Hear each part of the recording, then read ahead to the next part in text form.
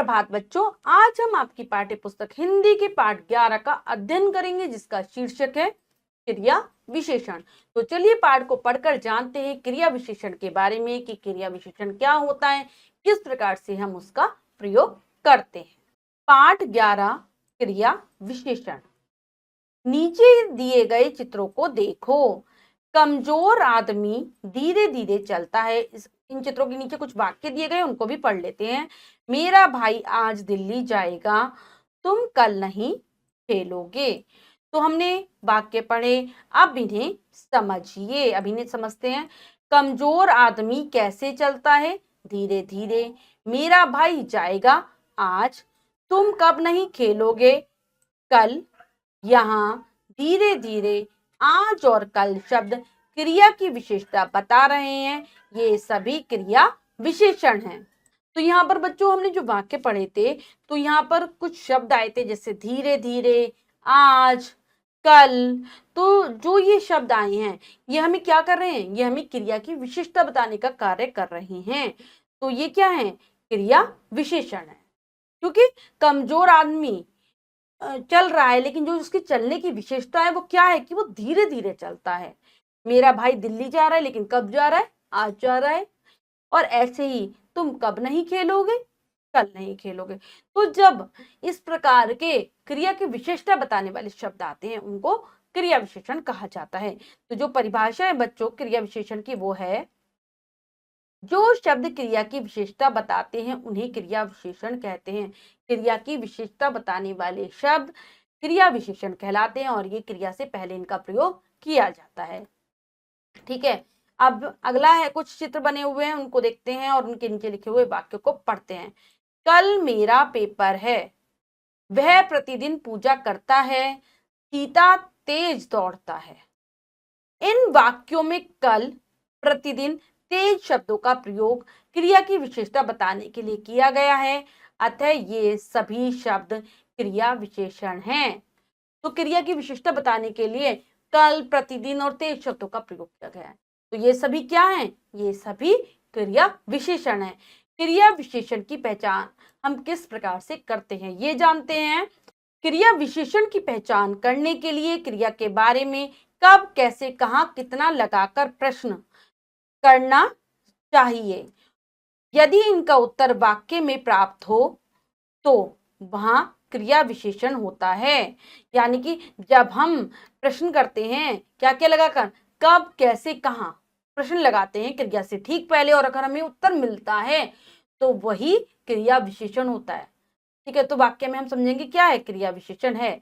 विशेष, इन प्रश्नों का उत्तर क्रिया का समय, स्थान, रीति आदि की विशेषता बताता है। क्या क्या बताता है हमें? जो क्रिया विशेषण हमें क्या क्या चीजें बताता है? क्रिया का एक तो समय बताएगा, क्रिया होने का समय, साथ ही साथ क्रिया होने का स्थान और रीति। रीति यानी कि क्रिया किस तरीके से हुई है, क्रिया किस विधि से संपन्न हुई है, ये सारी चीजें हमें बताता है। कौन बताता है? ये सारी चीजें हमें क्रिया विशेषण बताते हैं। तो हमने बच्चों पाठ को अच्छी प्रकार से समझ लिया है, पढ़ लिया है। एक बार फिर से पाठ को दोहरा लेते हैं। अविकारी शब्द सदा अपने मूल रूप में बने रहते हैं। क्रिया की विशेषता बताने वाले शब्द क्रिया विशेषण कहलाते हैं। यहाँ पर अविकारी शब्द हमेशा अपने मूल रूप से क्या तात्पर्य है कि जो क्रिया विशेषण है उसको अविकारी शब्द भी कहा जाता है। और जो क्रिया विशेषण होता है, अगर हम उसमें क्रिया में अगर हम बदल दे, पूरे वाक्य में लिंग बदल दे, वचन बदल दे, ठीक है, सब चीजें बदल दे, लेकिन जो अविकारी शब्द होगा, जो क्रिया विशेषण होगा, वैसा का वैसा बना रहेगा। और किसको कहा जाता है क्रिया विशेषण? क्रिया की विशिष्टता बताने वाले शब्दों को क्रिया विशेषण कहा जाता है। तो हमने पाठ को अच्छी प्रकार से बच्चों समझकर पढ़ लिया है। अब हम पाठ का अभ्यास कार्य कर लेते हैं। जो हम करेंगे क्या पढ़ा क्या सीखा के अंतर्गत। इसमें जो हमारा पहला प्रश्न है वो है क्रिया विशेषण किसे कहते हैं? किसे कहते हैं हम क्रिया विशेषण? ऐसे शब्दों को जो क्रिया की विशेषता बताते हैं। इस प्रश्न का उत्तर आप स्वयं लिखेंगे और कार्य अपनी अभ्यास पुस्तिका में कर लेंगे। उपयुक्त क्रिया विशेषणों की सहायता से रिक्त स्थानों की पूर्ति करो। तो बच्चों यहाँ पर कुछ वाक्य हैं, अधूरे हैं, इसमें हमें क्या लगाना है? क्रिया विशेषण लगाने हैं। तो चलिए कर लेते हैं। सभी नाटक देखने आज गए। फिर है अगला, रिक्त स्थान खेलने जाया करो। तो यहाँ आ जाएगा प्रतिदिन, प्रतिदिन खेलने जाया करो। वह किसान जा रहा है, तो यहाँ जाएगा धीरे धीरे, वह धीरे धीरे जा रहा है। हमारा घर क्या आ जाएगा रिक्त स्थान में, वहां, हमारा घर वहां है। सड़क पार करते समय सामने,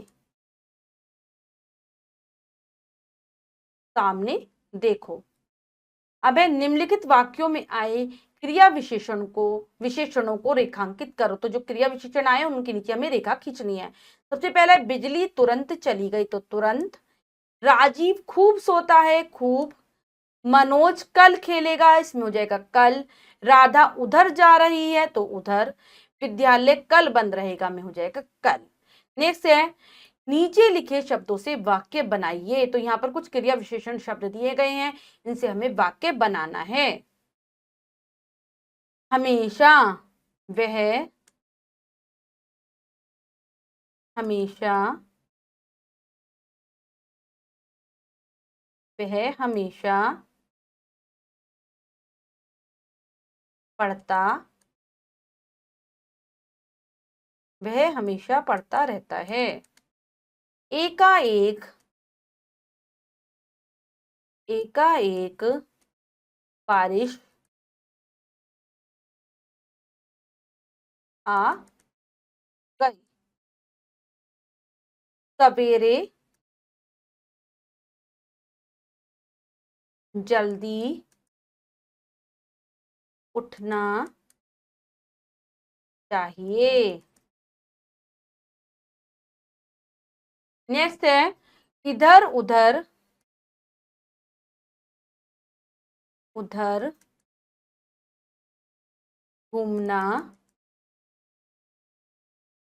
ठीक नहीं। नेक्स्ट है, कम, तुम्हें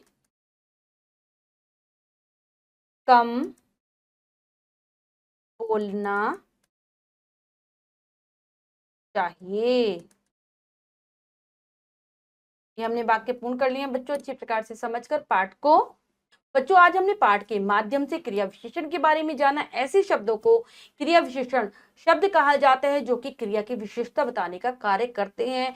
ये समय संबंधी हो सकती है विशेषता, स्थान संबंधी हो सकती है, और उसके का तरीका बताने वाली भी हो सकती है। आशा करती हूँ पाठ आपको बहुत अच्छे से समझ आ गया होगा। आप पाठ को फिर से जरूर पढ़ेंगे और क्रिया विशेषण की परिभाषा याद कर लेंगे। मिलते हैं अगली कक्षा में नए पाठ के साथ, तब तक के लिए स्वस्थ रहिए, प्रसन्न रहिए। धन्यवाद।